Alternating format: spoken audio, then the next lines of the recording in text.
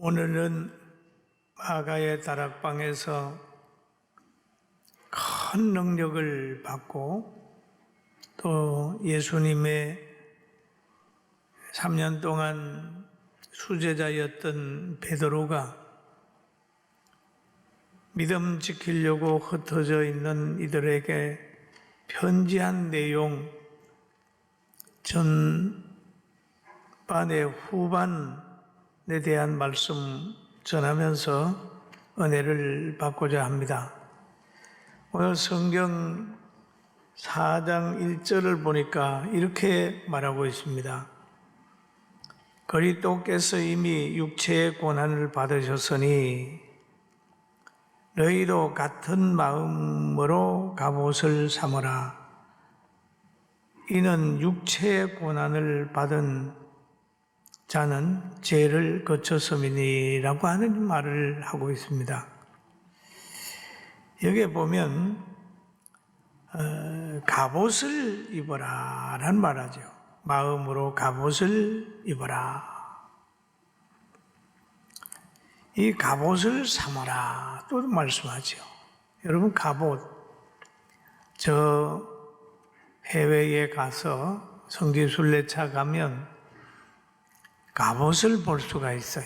투구도 볼 수 있고, 갑옷을 보면 거기에는 활을 쏴도 안 들어가고 또 창으로 찔러도 안 들어가고 돌에 맞아도 문제가 없는 그런 것이 갑옷이 쇠로 만든 옷입니다.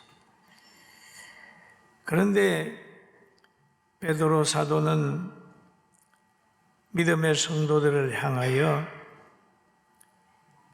너희도 같은 마음으로 갑옷을 삼아라.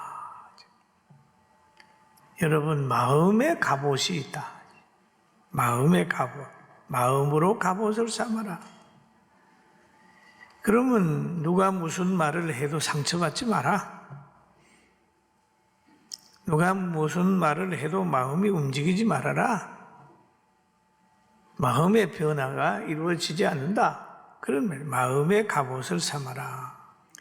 그런 마음의 갑옷을 삼으려면 복음으로 무장해야 돼요. 성령으로 무장해야 돼요. 그리고 진실로 무장해야 되고 마음의 평안으로 무장을 해야 됩니다.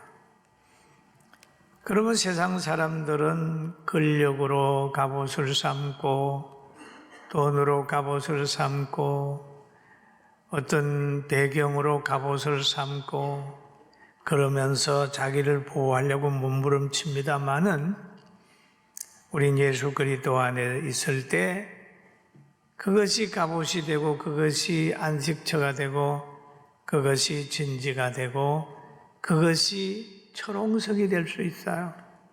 여러분, 예수님 안에 있는 여러분, 정말 행복한 사람이 된 것을 축하드립니다. 할렐루야. 참 감사하지요. 그러면서 베드로 사도는 그런 말을 합니다. 그 후로는 다시 사람의 정욕을 따르지 않고 하나님의 뜻을 따라 육체에 남은 날을 살게 하려 함이라 라고 얘기를 하잖아요. 왜 그러냐? 육체의 고난을 받은 자는 죄를 거치게 했으니 그 말이고, 예수 그리스도가 너희에게 마음에 갑옷을 주고 죄 문제를 해결했으니 너는 하나님의 백성이 됐다. 그러니까 그 백성된 너희는 이제 육체의 남은 때를 살 때는 다르게 살아라 라고 하는 말씀을 하고 있습니다. 어떻게 다르게 살아라 하냐 하면 과거에처럼 살지 말고 새롭게 살아라는 말씀이에요. 그래서 베드로전서 3장에 말합니다. 너희가 음란과 정욕과 술 취함과 방탕함과 향락과 무법한 우상 숭배를 하여 이방인의 뜻을 따라 행한 것을 지난 때로 족하도다. 지난 때로 족하도다. 믿기 전에 그때 살았던 그것으로 족하게 생각하고 이제는 구원받은 후에는 다르게 살아야 된다. 그런 말씀을 하지요. 지난 때를 족하게 여기고 이제부터는 너희가 그들과 함께 그런 극한 방탕에 다름질하지 아니한 것을 그들이 이상히 여겨 비방하니라는 얘기를 합니다. 같이 방탕하고 술 취하고 놀던 사람들이 너희가 구원받아가지고 깨끗하게 거룩하게 긍정적으로 잘 사는 걸 보고 그들이 이상하게 생각한다 그랬잖아요. 여러분 갑자기 예수 믿고 나서 술도 끊고 예수 믿고 나서 언어도 달라져 버리면 같이 있던 사람이 이상하게 여기는 거잖아요. 그러면서 이상하게 여기고 비방하는 거예요. 비방하는 거예요. 그런데 바울 사도 때 사도행전 26장 24절에 보니까 바울 사도가 살기가 등등하여 예수 믿는 사람을 박해하고 결박시키고 바리새인의 앞잡이가 되었을 때는 모든 사람들이 박수를 보냈는데 이가 다메섹에서 예수님 만난 다음에 가치관이 바뀌어버렸어요. 그래서 가는 곳곳마다 복음을 전하게 되니까 이 복음을 듣는 이제 베스도라고 하는 사람이 있어요. 이 사람이 바울의 말을 쭉 듣다가 그가 한 말이 있습니다. 베스도가 크게 내어 이르되 소리 내어 이르되 바울아 너가 미쳤도다. 바울아 너가 미쳤도다. 너의 많은 학문이 너를 미치게 하였도다. 너가 미쳤도다. 여러분 예수 믿고 난 다음에 미쳤다 소리 들어보셨어요? 지극히 정상입니다. 여러분 지금 하루살이가 있는 곳에 가가지고 날파리가 가서 야 내일 만나자 그러보세요. 손가락질 합니다. 제가 돌았어. 내일이 어디 있어. 그러나 내일에 있는 파리도 있잖아요. 우리가 천국 얘기를 하면은 그걸 믿지 못하는 사람이 웃기는 거야. 손가락질하는 거죠. 그러나 그렇다고 해가지고 내일이 있는 파리가 날파리처럼 오늘 죽을 수는 없잖아요. 여러분 우리는 이 땅에 살면서 나와 다른 사람을 인정해야 되고 미움받을 때라도 그러려니 하면서 견딜 수 있다면 그 사람은 지혜로운 사람이고 세상을 이길 수 있는 능력을 가진 사람입니다. 할렐루야. 예수님이 마지막으로 기도할 때 제자들에게 한 말씀이 있어요. 예수님도 십자가 지기 전에 제자들에게 말한 걸 보면 마태복음 26장 41절에 시험에 들지 않게 깨어있어 기도하라. 마음에는 원이지만 이로되 육신이 약하도다. 육신이 약한 줄 알면서도 기도하라는 얘기죠. 우리가 정신을 차리라 그러면 이성적인 정신 그거 아니에요. 정신 차려야 되지. 그게 아니라 정신을 차리려면 세 가지가 있어야 돼요. 지식이 똑발라야 됩니다. 지식이. 하나님의 말씀이 또 하나 있어야 된다고 하면 전능하신 하나님께 묻고 가야 돼요. 붙어 있어야 돼요. 또 하나 필요한다면 성령의 감동을 받아 심령천국이 이루어져야 되는 거예요. 그리고 또 보면은 만물이 마지막에 가까웠으니 깨어있어라 라는 말씀을 합니다. 마지막이 가까웠으니 모든 게 때가 있다. 때가 있다. 한번 따라 때가 있다. 때가 있다. 다 때가 있죠.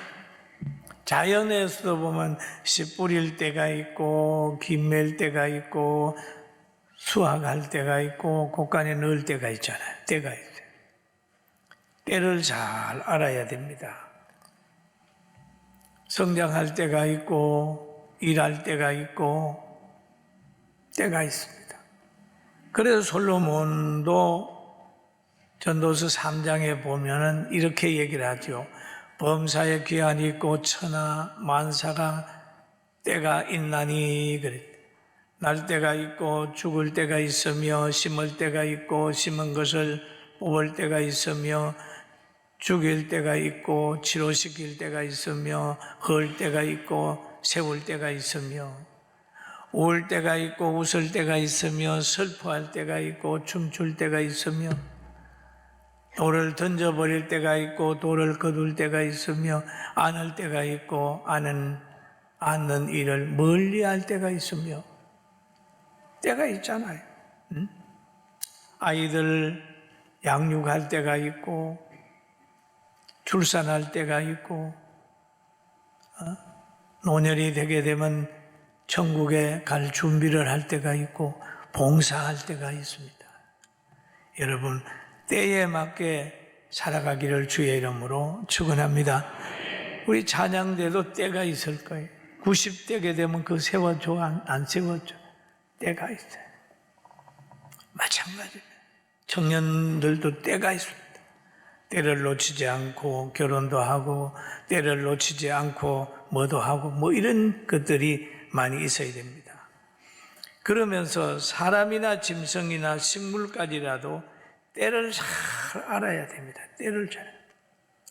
그럼 나는 지금 뭐 할 때냐 한번 생각해 봐요. 나는 지금 뭐 할 때냐? 학생이라면 공부할 때고 청년이라면 어떻게 할 때고 뭐 다 말 안 해도 다 알잖아요. 때가 있잖아요. 또 여기에 보면은 대접하기를 원망 없이 하고 은사대로 하려고 하라 그런 말하자. 은사대로 하라. 우리 같이 한번 따라할까요? 서로 대접하기를 원망 없이 하고 대접할 때 원망 없이 하라. 그리고 각각 은사를 받은 대로 하나님이 여러 가지 은혜를 받은 대로 하라는 거죠. 은사를 받은 대로 하나님이 여러 가지 은혜를 맡긴 대로 하고 하나님이 주신 대로 하라는 거예요. 그런데 선한 청지기 같이 하라는 거예요. 여러분 청지기는 뭡니까? 청지기는 자기 거 없어요. 다 주인 거예요. 주인 거예요. 그냥 주인이 시키는 대로 하는 거예요. 여러분 우리가 가진 거 내 것이라고 하니까 자꾸 뭐 어디 주고도 그러지만은 우리 거 어디 있습니까? 내 것이 뭐가 있나요? 생명이 여러분의 것입니까? 뭐가 여러분의 것입니까? 저는 내 것이라고 생각하니까 아까운 거지 하나님의 것이니까 하나님의 뜻대로 해야 된다 생각을 하게 되니까 늘 마음에 평안이 있어요. 사랑의 은사, 건강의 은사, 물질, 성령 여러 가지 환경에 이런 걸 보게 되면은 다 하나님이 맡긴 거 하나님 뜻대로 열심히 주고 살다가 가면 되잖아요. 여러분 우리 중에 혹시 돈 싸들고 갈 사람 있어요? 아무것도 가지고 갈 수 없습니다. 빈손 들고 왔으니까 빈손 들고 가는 거예요. 점토에 점토를 더하고 가옥에 가옥을 더하고 많이 쌓아 놓는다 할지라도 돌아갈 때는 빈손 들고 가는 거예요. 그러니까 있는 대로 나눠주고 돕고 행복하게 잘 활용하고 살다가 상 받으러 가는 여러분과 저가 되기를 주의 이름으로 축원합니다. 은사대로 서로 사랑해라. 가정에서는 아내는 아내의 역할을 잘 감당하면서 살아가고 남편은 남편의 은사대로 또 열심히 일하면서 가정을 도우면서 살아가고 자녀는 부모에게 감사하면서 살고 효도하면서 살고 그 은사가 있어요. 은사. 봉사를 해도 하나님이 주는 힘으로 하는데 하나님이 주는 힘으로 하는 것은 지치지 않습니다. 왜? 하나님은 무궁무진하니까요. 능력이 무궁무진하니까. 기도하고 말씀 의지하게 되면은 넘어졌다가도 새로운 힘이 생기는 거예요. 새로운 힘. 여러분, 하나님을 의지하면서 위에서 주는 힘 가지고 찬양하고 봉사하고 그렇게 살아가게 되기를 주님의 이름으로 축원합니다. 하나님은 여러 가지 은사를 주시고 다양한 은사를 여러 사람들에게 나눠주게 되는 겁니다. 누가복음에 보면은 주께서 이르시되 지혜 있는 진실한 청지기가 되어 주인에게 집 종들을 맡아 때를 따라 그러죠. 양식을 나누어 줄 자가 누구냐라는 말을 하고 있죠. 양식을 나눠준다. 여러 가지 은사를 주는데 양식을 나누어 줄 사람이 있고 또 여러 가지 도와줄 사람도 있어요. 은사가 아주 여러 가지입니다. 어떤 사람은 병 고치는 은사, 방언의 은사, 물질의 은사를 받아가지고 많은 사람을 나누어 주는 은사, 가르치는 은사, 이런 은사들이 있어요. 고린도전서 12장 28절에 보니까 하나님이 교회 중에 맺혀를 세웠으니 첫째는 사도요, 둘째는 선지자요, 셋째는 교사요, 그 다음은 능력을 행하는 자요, 그 다음은 병 고치는 은사와 서로 돕는 것과 다스리는 것과 각종 방언을 말하는 것이라. 여러 가지가 은사가 있어요. 여러분, 이 은사대로 충성하시고 행복하시기를 바랍니다. 지혜의 은사, 지식의 은사, 물질의 은사, 건강의 은사, 여러 가지 기능의 은사, 섬김의 은사, 여러 가지 은사가 있어요. 은사.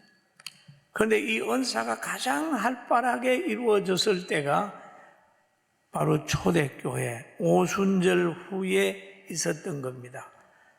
사도행전 2장 44절을 한번 읽어볼까요? 같이 봅니다.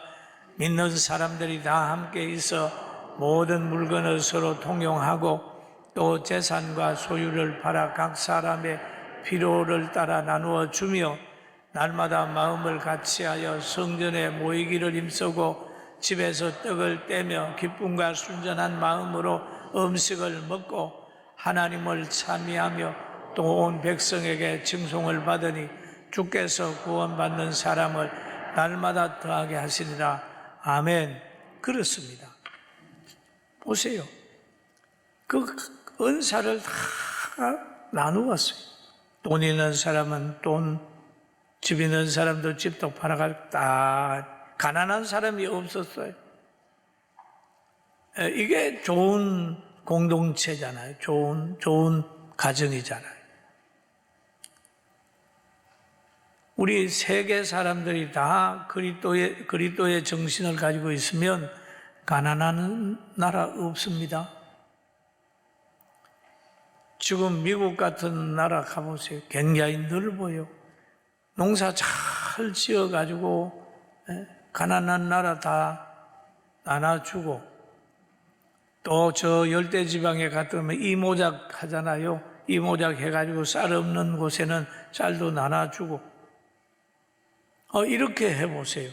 세계 어디에서 가난한 사람이 있을 수 있어요?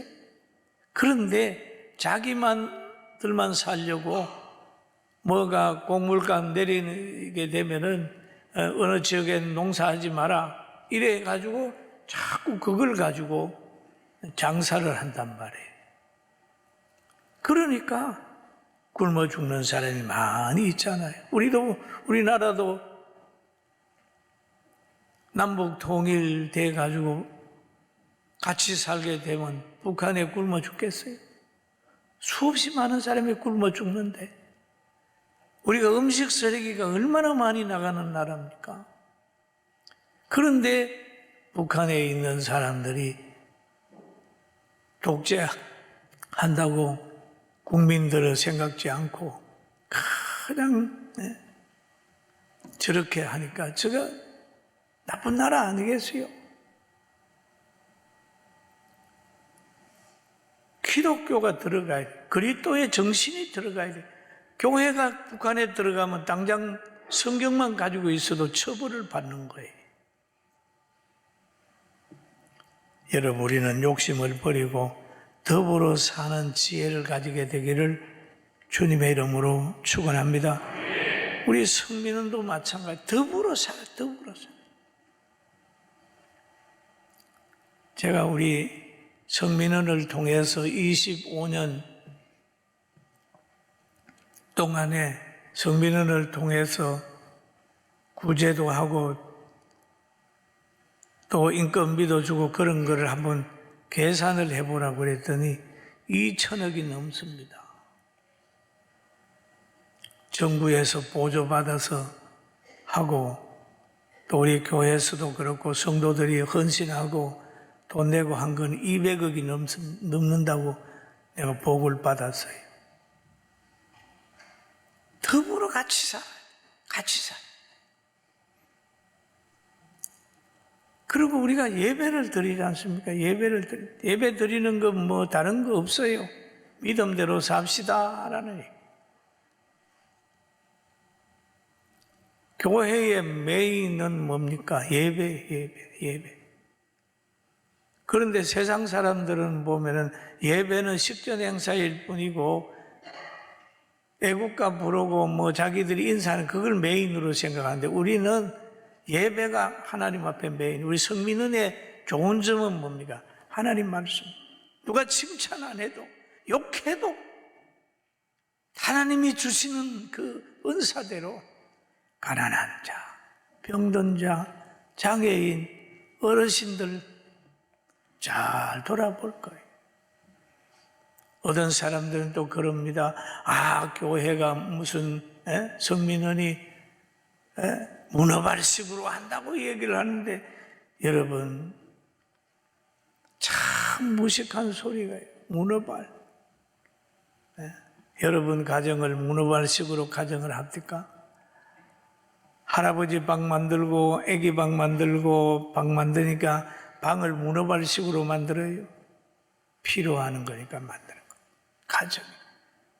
우리 교회도 필요하니까 가난한 사람 생기면 가난한 사람 보호하고 장애인 생기면 장애인 보호하려고 하니까 신령한 가정이기 때문에 가정에서 필요한 사람에게 방을 만들어 주듯이 우리가 복지를 하게 되니까 사랑이 없는 사람들은 욕하는 방법으로 문어발식으로 우리가 수입을 위해서 문어발식으로 하겠어요?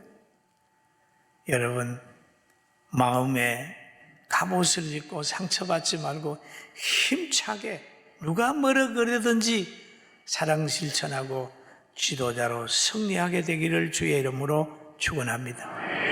아멘. 아멘. 마음에 갑옷을 입어요.